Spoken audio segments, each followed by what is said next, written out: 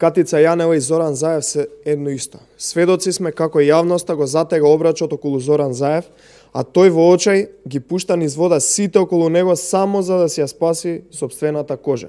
Пипците на Зоран Заев во судството и обвинителството се обидуваат да ја одложат, развлечат и забошотат истрагата за случајот Рекет, каде што и врапчињата знаат дека овие сега што се во притвор се само пиуните. Сите знаат дека главните играчи, нарачатели и рекетари се наоѓаат во врвот на владата и во врвот на СДС. Нарачателите на Катица Јанева, Боки 13 и останатите не смеат да бидат амнестирани од одговорност за овој милионски рекет. Обрачот околу Зоран Заев се затега. Џаби име одлагањето на експедитивна истрага цели 4 месеци. Џаби име што ја оставија Катица Јанева 4 месеци да брише траги и докази, да форматира компјутери во специјалното јавно обвинителство и да влијае врз сведоци. Истрагата се води многу штуро, летаргично и со огромна доза на непрофесионалност.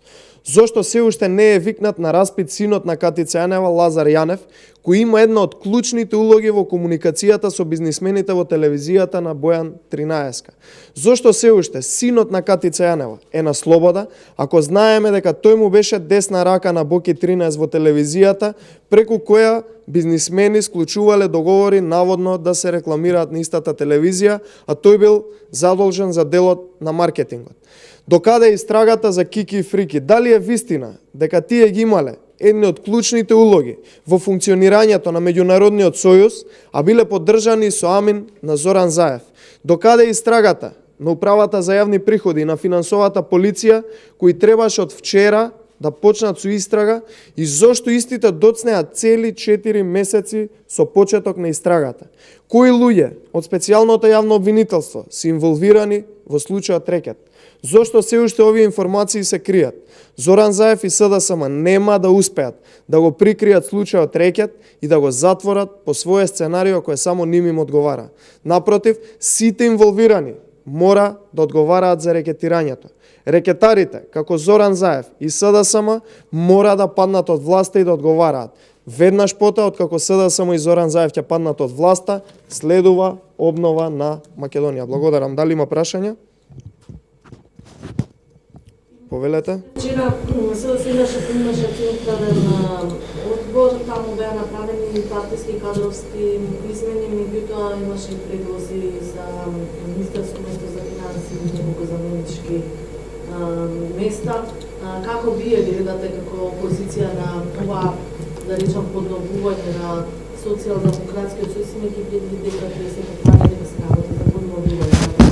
Видете, не би рекол дека се работи за подмладување, напротив, Зоран Заев во моментов е во длабок очај и е фатен во сериозен скандал на криминал и корупција, кој што многу тешко моди да го менаџира, бидејќи, како што знаеме, веќе има истрага и сите насоки водат кон него. Дали ќе успее да се оттргне од случајот, не знаеме, тоа зависи колку му се долги пипците во судството, но во однос на назначувањето на нови луѓе, нашите информации говорат дека многу поискусни луѓе добиле понуда од негова страна да бидат на местото на кој што беа назначени овие двајца кои што ги промовираат како подмладени кадри, меѓутоа бидејќи поискусните се свесни дека оваа влада на Зоран Заев е осудена на пропаст и е заглавена во тежок криминал, нормално го одбиле па барал луѓе кои што се неискусни, кои можеби имаат некоја болна амбиција за да си остварат некои своји амбиции зацртани од порано. Затоа најде неискусни луѓе во однос на останатите кадровски померувања. Гледаме дека сепак останаа како подпредседатели Оливер Спасовски, Мухамед Зекири и Дамјан Манчевски. Сите знаеме дека Мухамед Зекири нема ништо направено изминатиот период. Сите знаеме дека Оливер Спасовски е еден од најголемите неработници министри во држава, криминалот цвета, корупцијата цвета, имаме 1 милион нерешени убиства и случаеви во МВР, имаме сериозни скандали каде што меѓу другото и тој самиот има сомнеж дека е вмешан во бизниси со бензински во Куманово. Тука е Дамјан Манчевски, од кој што не видовме, ама буквално еден проект кој што е за добробит на граѓаните. Така да џабе им се сите овие померувања кои што се обидуваат да ги направат.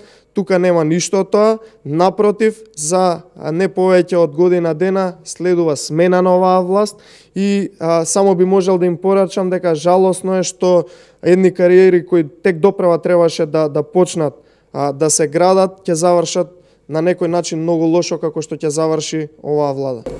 Од сега само ги отфрлаат обвинувањата за било каква вмешаност на високи функционери на партијата во случајот рекет, па дури и последната изјава на портпаролот денеска беше дека воопшто нема никаква вмешаност на односно поврзаност однос на смената на потпредседателите со случајот.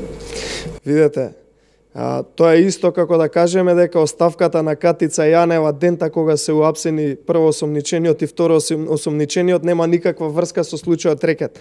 Кај нив ниту една случајност не е ненамерна, таму се е намерно и Зоран Заев ќе направи се што може само за да си ја спаси сопствената кожа, односно ќе ги пушти сите низ вода само да си ја спаси сопствената кожа. Мислам дека и повеќе од јасно е дека високи функционери на СДСМ и на владата се вмешани во овој случај. Мислам дека ниту еден од граѓаните не е ниту глув на она што го слушна, а ниту слеп на она што го виде на оние снимки кои што беа објавени во италијански медиум, каде што првоосомничениот јасно кажува дека премиерот Зоран Заев е запознаен со целиот случај, така да мислам дека може се да очекуваме во однос на изјави од страна на портпаролот на СДСМ, бидејќи најверојатно и тој не знае каде се наоѓа во моментов, но очигледно е, неочигледно и повеќе од сигурно според она што го видовме на снимките, дека највисокиот врв, дури и премиерот е замешан во целиот скандал. Затоа бараме правилна истрага, експедитивна и брзо расчистување на случајот, бидејќи после ова одговорност мора да има за сите кои што се инволвирани во овој случај, вклучително и за главата на октоподот, на овој криминален октопод.